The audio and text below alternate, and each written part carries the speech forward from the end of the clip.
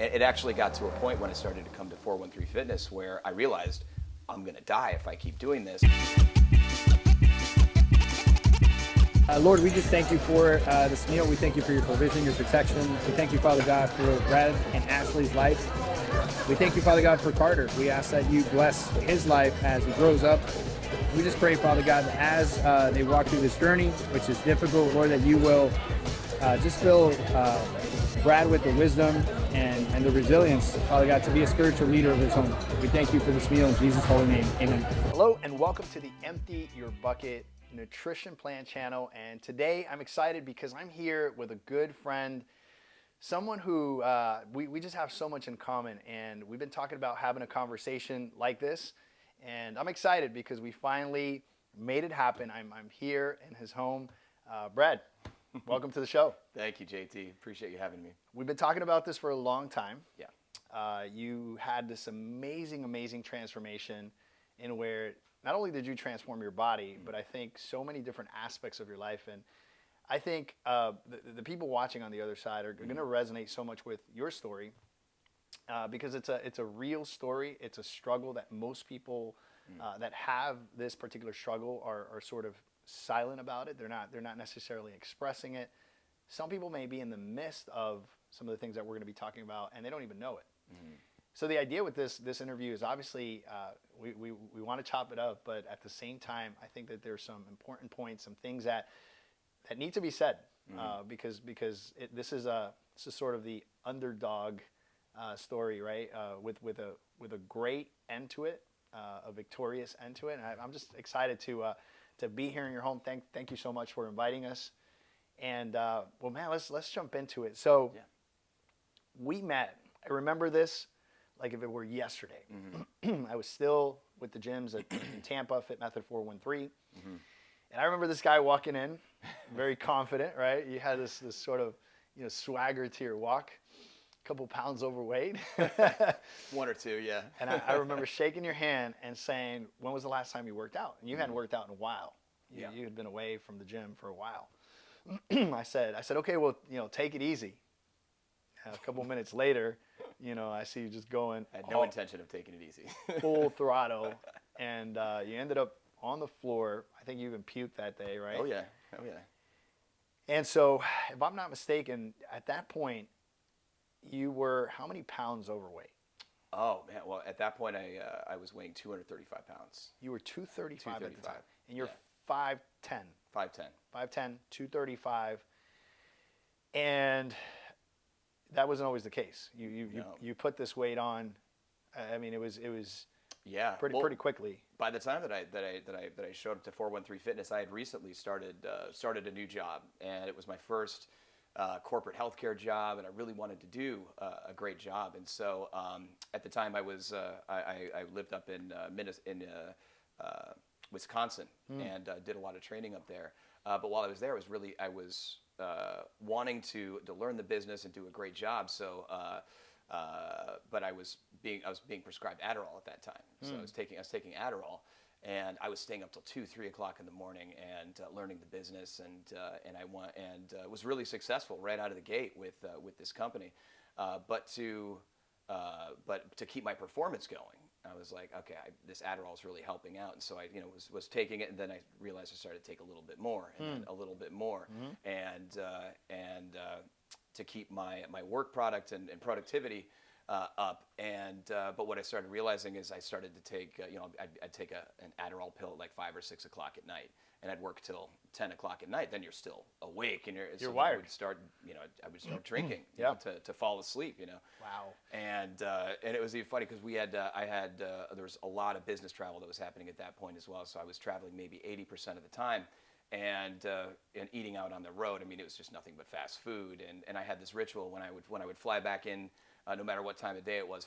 My first stop coming back from the airport was Taco Bell. I'd get $25 worth of Taco Bell. I'd come home. I'd just gorge myself at Taco Bell, drink some booze, fall asleep, started up the next morning, and then before I knew it, I had difficulty walking upstairs. I would just be sitting at home, and my heart would start palpitating. Just start palpitating. There wasn't anything that I could do. And it was really terrifying. How old were you at the time? Oh gosh, so this was I was probably 38, 37. Okay. Yeah. So let's back up a little bit because Adderall, for those that don't know what Adderall is, it's a drug that's prescribed if you can't focus. And it just gives you this superpower of being able to really hone in on things and just it just almost expands your mind, very similar to the movie Limitless with Bradley Cooper, right? And you have the ability to retain so much more because you're focused, right? I personally, in my struggles back in the day, that was my drug of choice was Adderall. I never got, it wasn't even prescribed. I used to get it from the black market, and I used to use it to party. Yeah. Because it has this effect where it numbs alcohol. Yeah. And you could just drink all night. Like a champion. And keep very, just keep conversations going, and you're never sloppy. And I love that about it because I used to work my butt off Monday through Friday. Weekends I wanted to party, so Adderall was the drug that kept me productive in the night scene, right? And 5 years ago, I don't know if you know this, but I had surgery for AFib and A-flutter. And the doctors couldn't figure out what it was. One of the theories is that when you're an elite athlete, this happens to a lot of elite athletes because you're constantly jolting your heart, et cetera. And I was like, I'll go with that one. Right. But I really know what screwed my heart up. And hands down, it was the Adderall. And those palpitations that you're talking about, that's a scary thing. It is. It is. Talk to me about Brad, 37 years old. I was actually a little younger when I got it hooked to it. I was 31, right? It was about 2 years of heavy abuse of Adderall. Talk to me about the Brad that was 235, 37 years old, overweight, tired. I mean, how did you feel? Oh, I felt awful. Right. I felt terrible. I felt terrible, not just waking up in the morning, but I felt terrible throughout the day. You have difficulty falling asleep. And one of the things that you can't help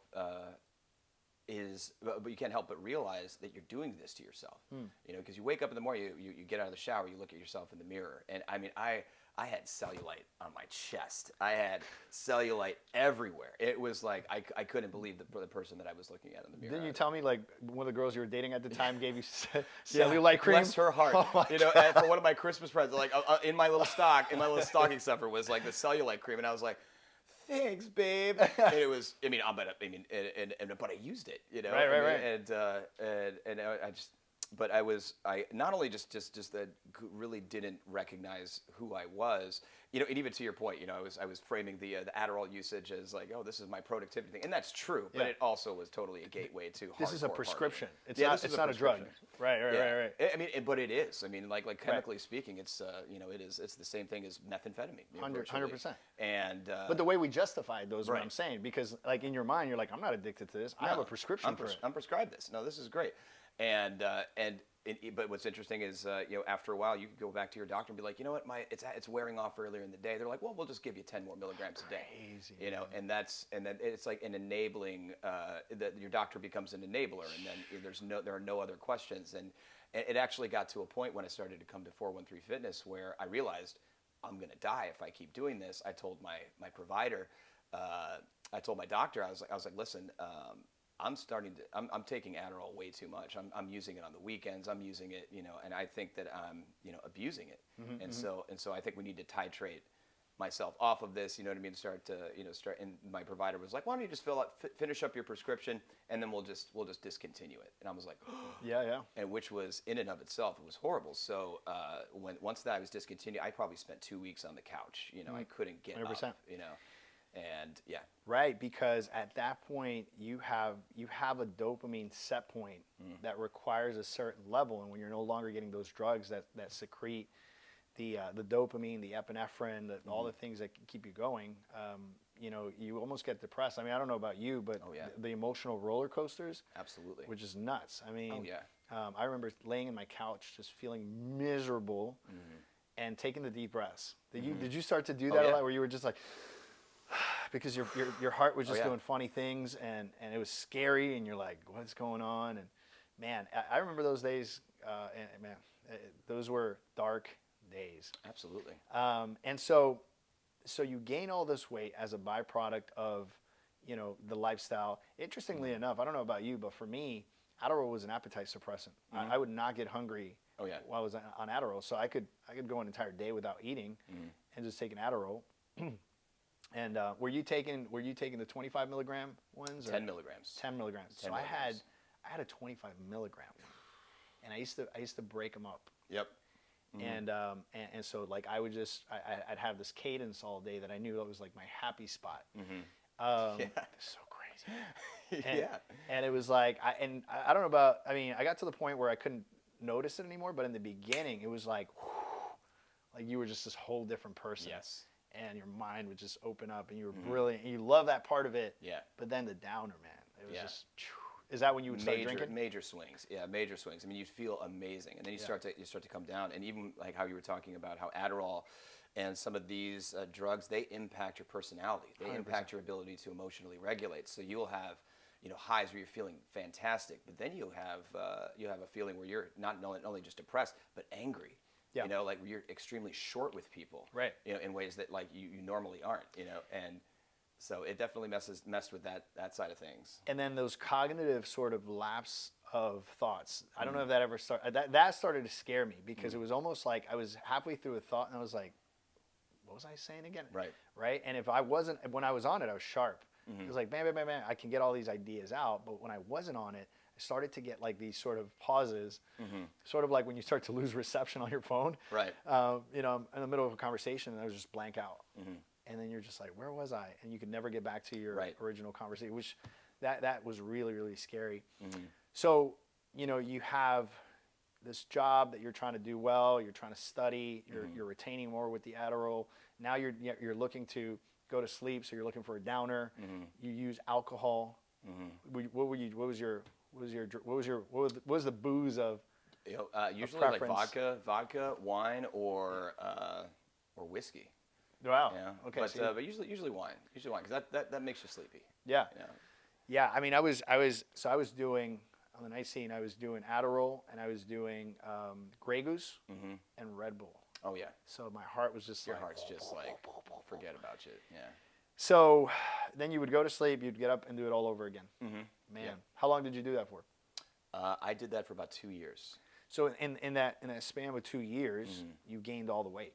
Gained a ridiculous amount of weight. So your starting point was what? What were you weighing before? I think probably when I started that job, I was around 175, 180. So I was already a little bit overweight for my height. Right. So and then you went to 235. 235, yeah. And then, so you walk into the gym that day. You say, "I'm done. This is ridiculous. I'm going to kill myself if I I continue to do this." I remember you coming to the gym. I remember you came to the gym that one time. You came a couple other times. We had a pretty profound conversation, which I commend you because you kind of. I think you knew a little bit about my story, and you said, "Hey man, can we have coffee?" Remember that one time we went to Starbucks, and I say it was a profound conversation because it wasn't just about addiction. I think you were asking me about God, and you realized I was a man of faith.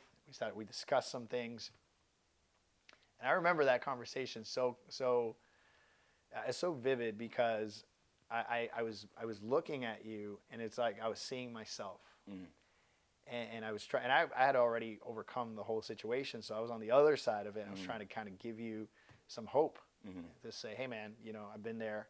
There is a way out." We talked a lot about God. I think you asked me some very specific questions, and I think you resonated with some things, but I think you pushed back on some others. You're a smart guy. You were questioning some things that ultimately require faith versus rationality, which I think is where a lot of people get lost in this whole faith walk, which is like, if I can't rationalize it, then I can't believe it. But yet, the Bible says that faith is a byproduct of just believing. That's what faith is, right? Believing in what we can't see. But from our recent conversations, I've seen that evolve significantly. I've seen you doing your homework. You brought up some theological things last night that I was like, look at Brad, like really digging in and getting after it. But before we get into all those things, you start coming to the gym. I know you were there a couple of times, and then I saw you again right around COVID, right? Right. And you reached out to me, and you came on the Empty Your Bucket nutrition plan. And basically you went from 235 to 60. 160. 160. 75 pounds. 75 pounds. Yeah. Do you remember how long it took you to get there? I mean, I have all the records, but Yeah, I think it was like 3 to 4 months. 3 to 4 months. Insane. It was totally insane how it just dropped off of me. Okay. But, So this is a point where I wish everyone can listen in, because the vast majority of fad diets, keto, Atkins, South Beach, macro counting, calorie counting, if you go online and you research how much weight you would lose on one of these plans, they say, you'll lose an average of 15 to 20 pounds in 6 months. You manage to take all this weight off in 3 to 4 months, which that's our bold promise. In 90 days, we'll transform you, right? Right. And so you do this, and then something interesting happened, which I no longer do. And so if you guys are watching this, I don't do this anymore. But he caught me right at the end, the tail end of me selling all the gyms. I wanted to keep my finger on the pulse. That was primarily why I was like, let's do it. We started doing some virtual training.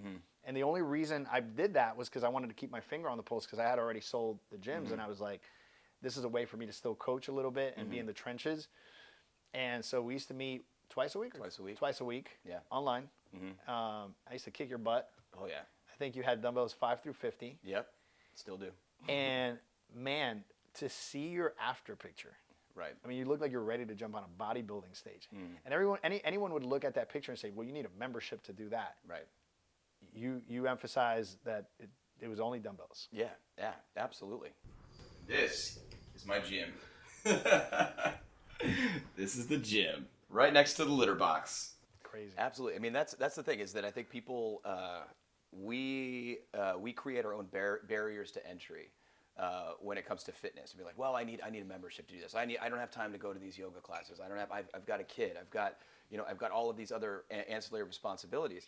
And I think it was something that even you said. It was like, you can make time for this, or you can find money for this, but you can't find money for this. You know what I mean? So like, you have $150 you can put towards the club and go and put towards drinking and whatever, but you can't put this towards this. And it starts to have people think about the nature of your decision making, right? And where that's coming from, and when you realize you are just making excuses, when you cut those excuses out, you're left with nothing but the work that you need to do.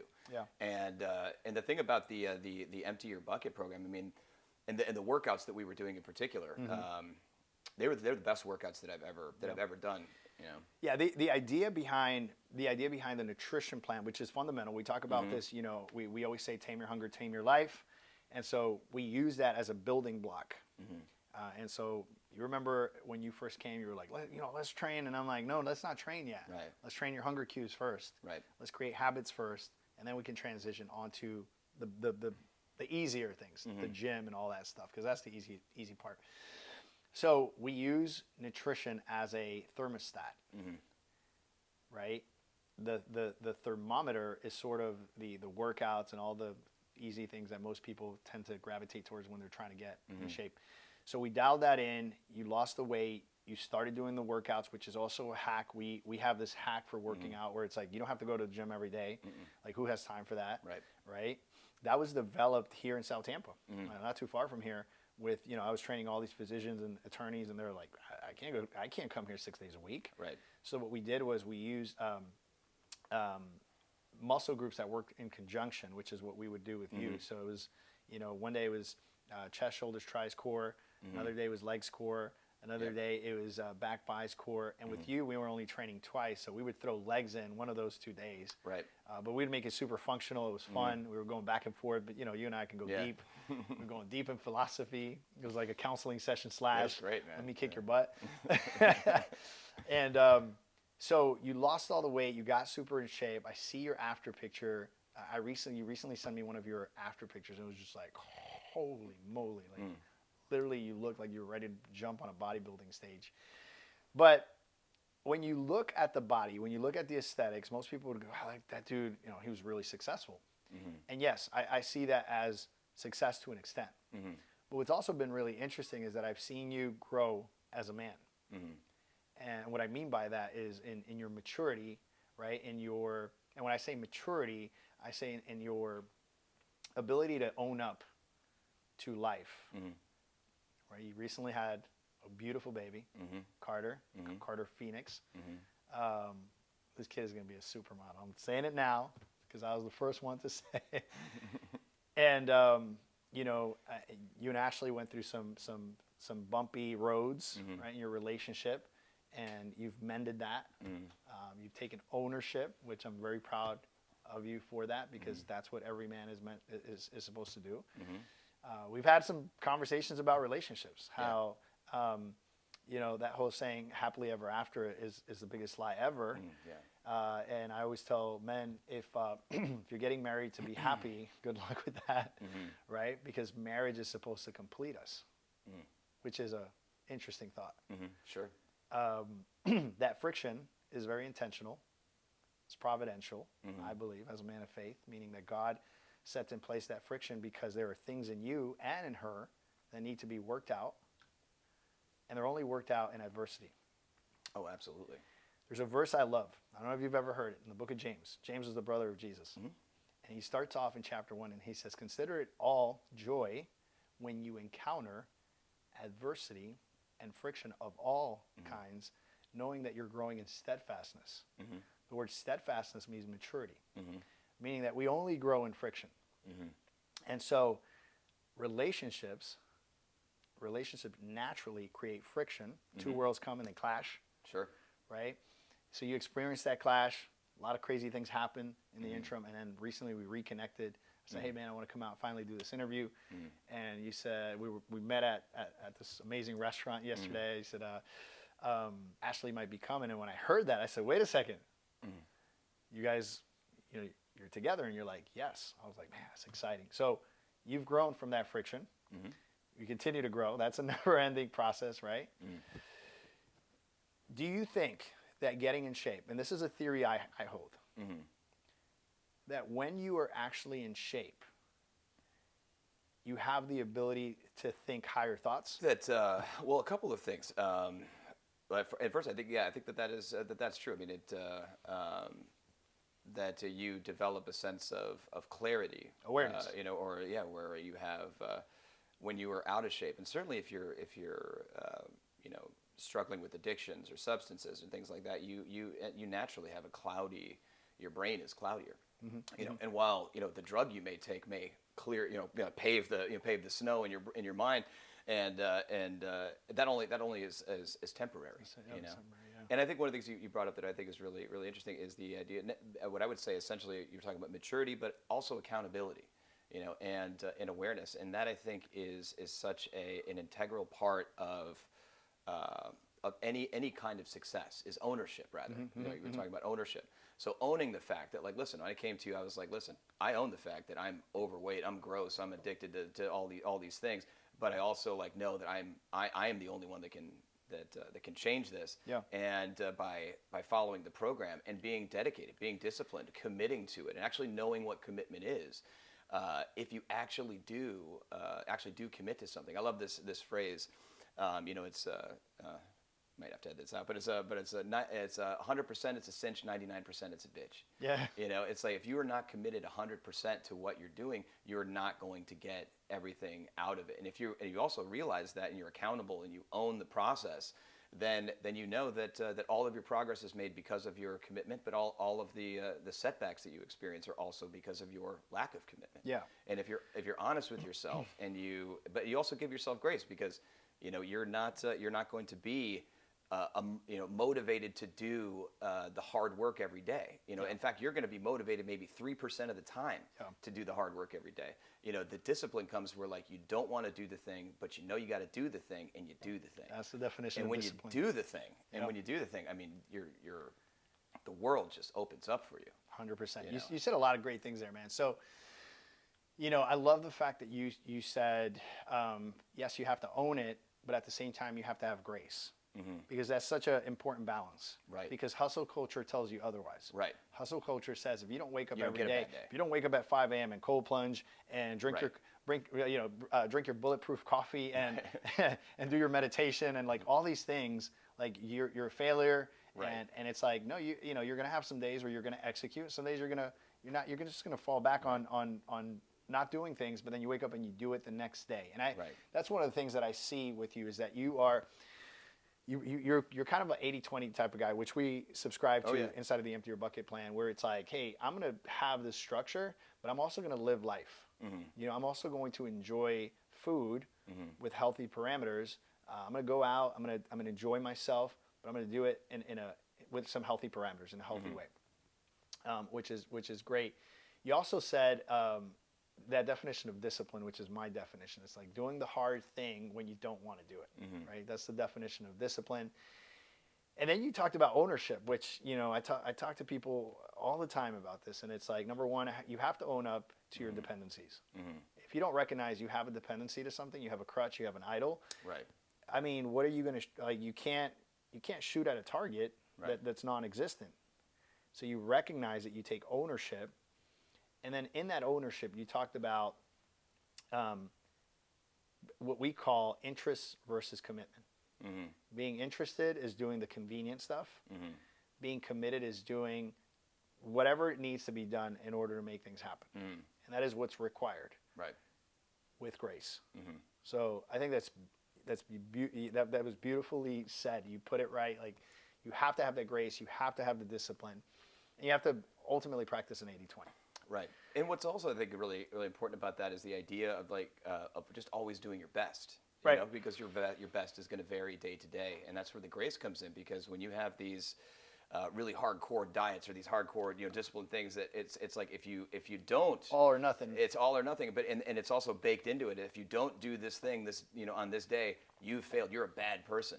And it's like, wait a second, I'm not a bad person. Right. You know what I mean? I had a really rough whatever. And I need to do that. And so you need to give yourself grace, and your best is going to vary on day to day. And so if you do your best, and honestly you're doing your best, you avoid unnecessary self-judgment, which I think is huge for long-term success in any endeavor. Yeah, I see that all the time. I see that all the time with my clients. They fail. Maybe one week they weigh in and they're like, "Oh, I didn't make any progress," and they're like, "I'm ready to quit." I'm like, I mean, we're just getting started here. Right. This is a journey, and there's going to be ups and downs, and success is not linear, right? And I think that I have to say that again, because most people think that success is just going to be a straight shot, right? And then if you have a little bump in the road, like, you want to quit and call it quits. And the vast majority of people are there. Right. I mean, it's rare to see people that encounter adversity and continue to move forward, right? And I think that the difference really is people being able to connect to their why, which Simon Sinek has a whole book on your why, right? And when we harp on this whole idea inside of the Empty Your Bucket plan, and it says this: if you're seeking an aesthetic destination and you get there, what's going to continue to motivate you, right? So you have to find something that actually inspires. Motivation gets you going. Inspiration keeps you going. What is that why? Have you identified what your why is? Because you're still going, bro. Oh yeah, yeah. Well, I mean, well, initially, I mean, obviously the fear of death. Okay. But when I came back to you and started the Empty Your Bucket program, it wasn't long after my father passed away. So my dad passed away in 2019, and whenever something like that happens, is generally a catalyst for a lot of people to be like, okay, where am I in life? This is because it gives you a sense of your mortality. It gives you a sense of, hey, this is not going to go on forever. Sobering. What kind of life do I want to? It is very sobering. Like, what kind of life do you want to lead? And so that really helped inspire me. Am I being the best that I can for myself? Am I being the best for what my hopes? Am I putting myself in the best position to accomplish what I want to accomplish? And when you are dependent, when you are living a lifestyle where you're taking pills and you're drinking and then you're eating Taco Bell, at 3 a.m. and then ordering, I probably ordered New York pizza 3-4 times a week. Wow. And would just eat just pound a pizza, a large pizza, just myself, So would you agree that at that point is an addiction? Oh yeah. Your brain is sequestered by that dopamine hit that you get from your taste buds. Right. Okay. I want to get into that because I think that's interesting. But before we go there, your face completely changed when you mentioned your dad's passing. Were you close to your dad? I was. Well, I mean, that's it. We should probably run that back. But was I close to my dad? So we were in the last few years of my life. I think I really developed. I became the closest that I've ever been to my dad was in the last few years of his life. and then he passed in 2019. And how long did you mourn for? Oh, I mean, it's something that always kind of sits with you. Yeah. But yeah, definitely for a few months afterwards, certainly. But I mean, I still think about him. Yeah. You know. Yeah. Especially as being a dad, being a dad now, how much I would absolutely love for him to have met Carter. You know. Wow. So, how does the relationship to your dad, the relationship you had to your dad, impact you today as a dad?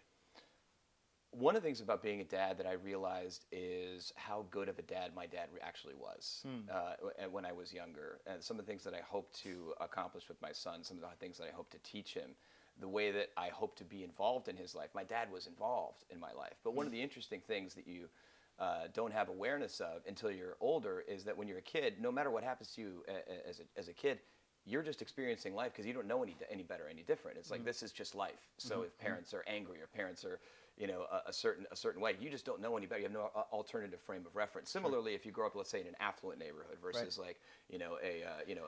a less affluent neighborhood, you know what I mean? You don't know the difference. It just is life as you know it.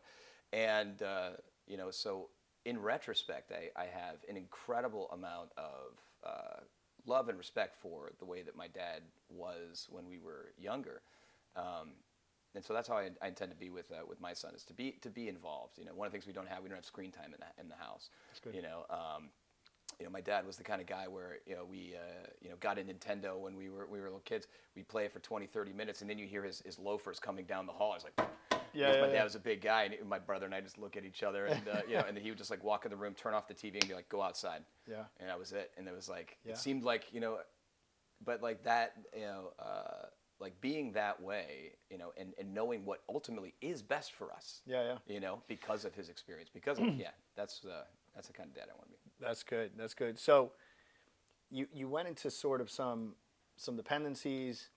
I know you mentioned that was sort of brought on by the new job. Did you suffer from any kind of like dependencies prior to that? Like, did you abuse alcohol? Were any of those things present in your life? Yeah. So alcohol was always an issue for me. Ever since cause I went to a boarding school. It was a pretty rough boarding school, and then I went to the military for 5 years. And I don't know if you know this, but if you're in the Army, people drink. There are some drinkers in the military. And you're mitigating that friction of being away from home, and for sure. Oh, yeah, and it's the culture. In many ways. And then I got out of the military. And I realized, and that's actually when I started to confront or start to realize that I had a lot of struggles with anxiety and depression. Such that even in a social situation where I feel like I could not, have a conversation with people socially unless I had a little bit of a buzz going on.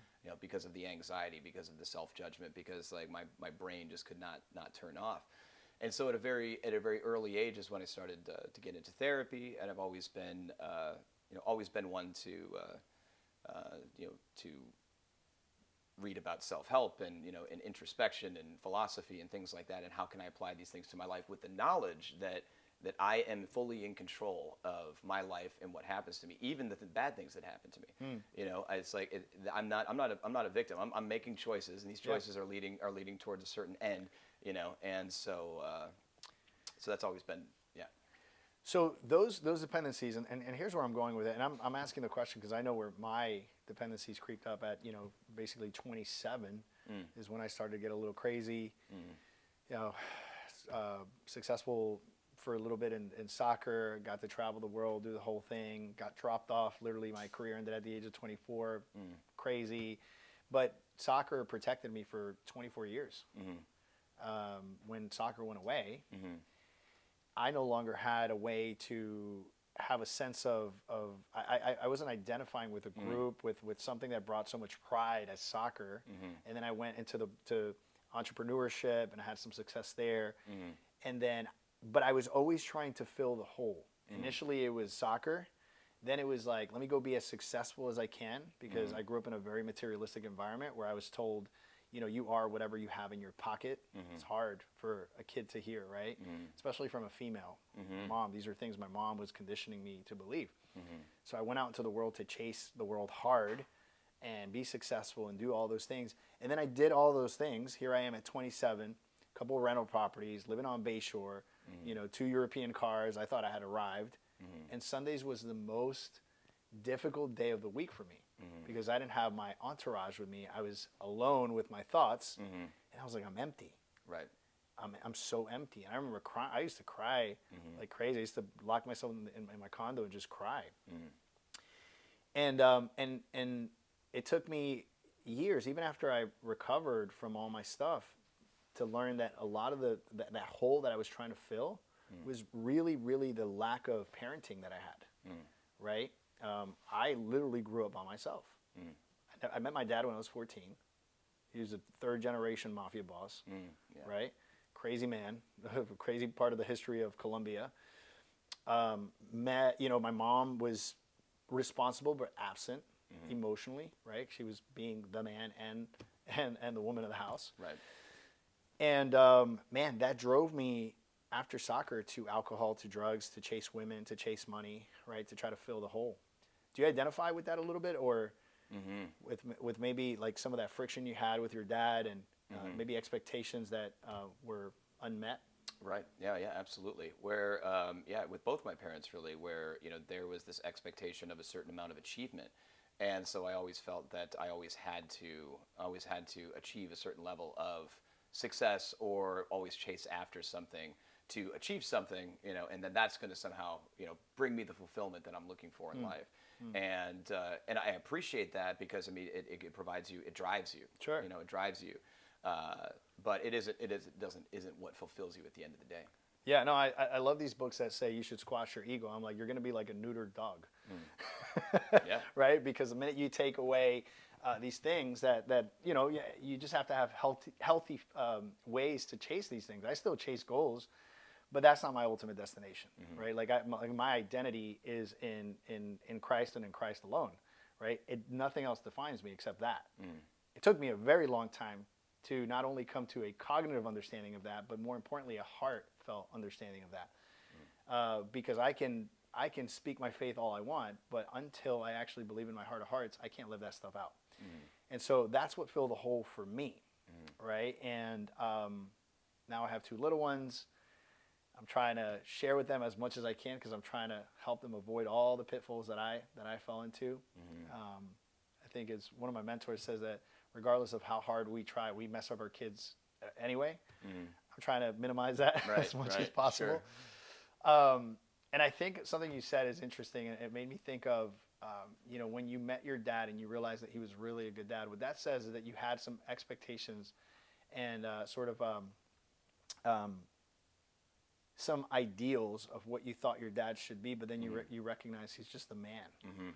Right. And he's a flawed man like we all Absolutely. are. And he was trying his best to do with what he had. And it isn't, man, if we could just know that earlier on. Yeah. Like if I could just know my dad wasn't there because he didn't know any better. Right. My mom did all she could because she was a single mom. And you get to have that empathy. Right. I think there is where healing comes. Would you agree with that? Oh yeah, absolutely. Yeah, because when you're younger, you just see, you're just experiencing life. You don't see, wow, how much your mother is sacrificing, or that the fact that she has to be at several places at once because she has to play both roles in the house. And you're like, why am I spending so much time by myself, raising myself, doing it? Because your mom has to be elsewhere. Yeah. My dad in the same way. I mean, he was just gone doing work like throughout the day, like being raised by our mom. When he does come home, he was also kind of the chief disciplinarian. My mom would tell us, how rowdy we were being, and he'd be like, I need you to go upstairs and spank the kids, and she's like, oh.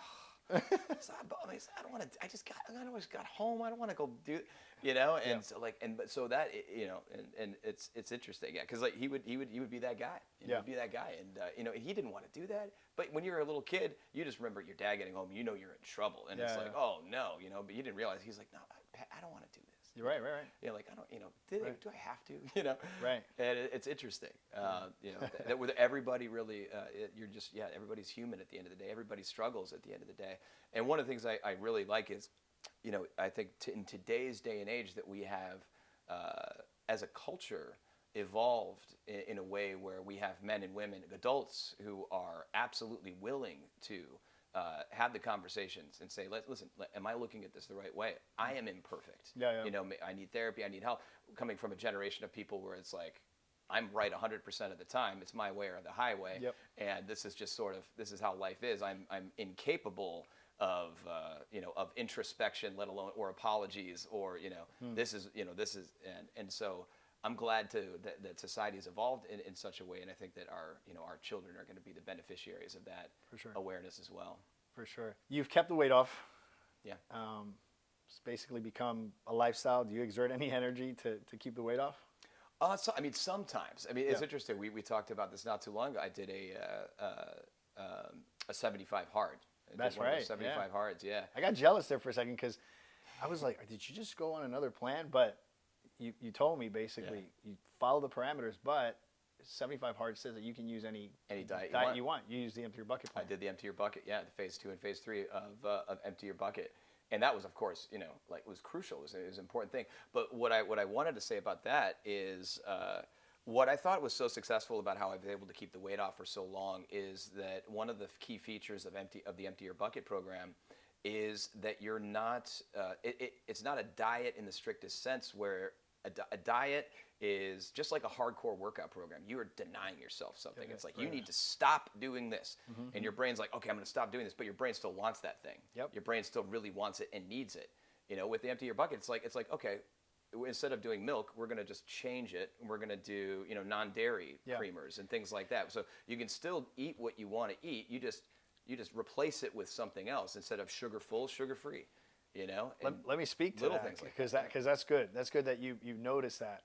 So the way we do that is your brain has this thing called the watchdog, right? And the watchdog is very much like, these junkyards back in the day had like big dogs outside so no one would steal.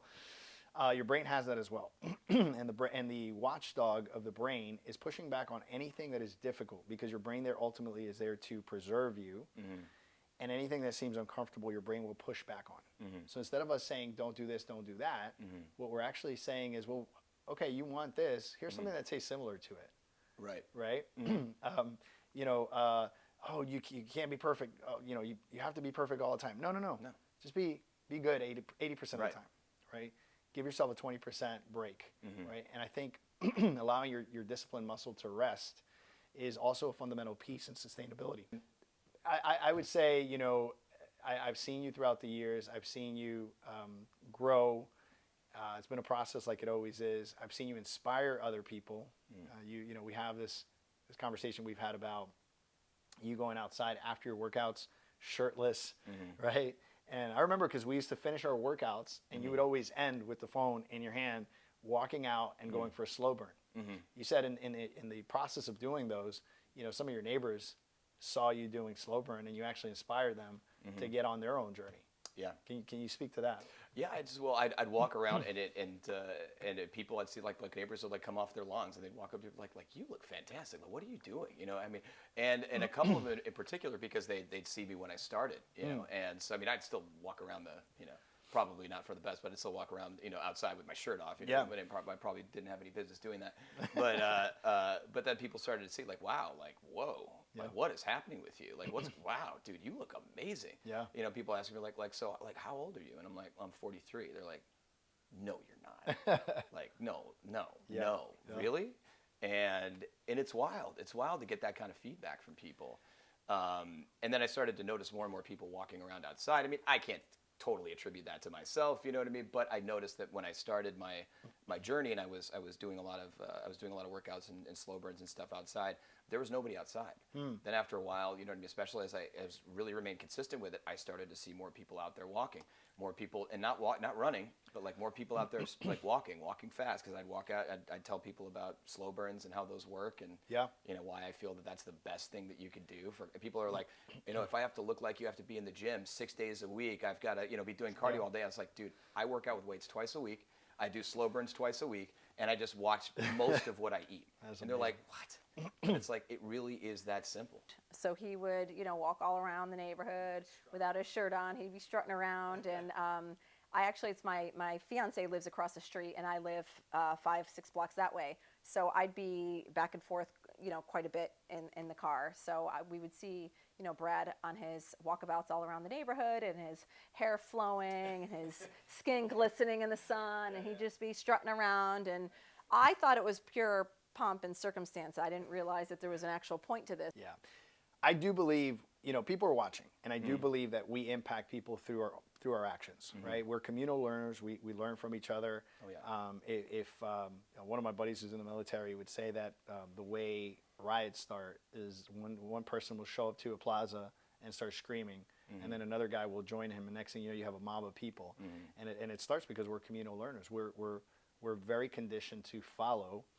And so people see you out there, they see you walking and in shape, automatically what that says to the subconscious brain is like, that guy is walking, that's probably a good thing. He looks pretty good. Let me go do that. So that's amazing, man, that you were able to influence people. I walked in here and I complimented Ashley. She looked great. And the first thing that she said was slow burn. And I'm like, yes, she got it. So Yeah. very, very cool, man. Brother, well, I am, I think we know each other well enough to know that I don't just pat anyone on the shoulder. I commend you for your efforts. I love to see everything that's happening in your life with all the noise and bumps in the road, because that's part of the process, right? It's not perfect. Right. But man, I see you really striving to be a leader, to do things right. Once again, we don't do it perfectly, but you're trying. You have ownership, right? And you say, I'm going to be the thermostat. Right? I'm going to set the temperature. And I think that's what leaders are called to do versus being a thermometer, which is just reactive, right? So I love that about you. And it's great to be able to come here and see sort of that. I mean, I remember it. It was like the beginning was when you walked through the doors, of the gym, 230 something pounds, and then coming to your house and being able to talk this out. And now you're 100 and, what are you weighing right now? About 165, 170, like right around there. 165, 170. Yeah. You look great.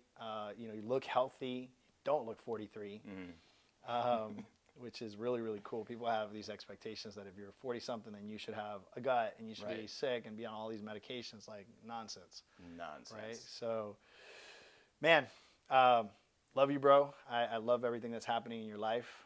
Super excited to see Carter. I hope and I pray that I get to see him grow up as a man, and I some way somehow get to influence him as well. And hopefully we'll move back to Tampa, and Sarah, me and Hannah will be friends with Carter. That'd be amazing. Yeah, that would be amazing. Yeah, I'd love that, man. Brother, thank you so much for allowing us into your house. Yeah, absolutely. Yeah. Thanks, man. All right. Yeah, this is great.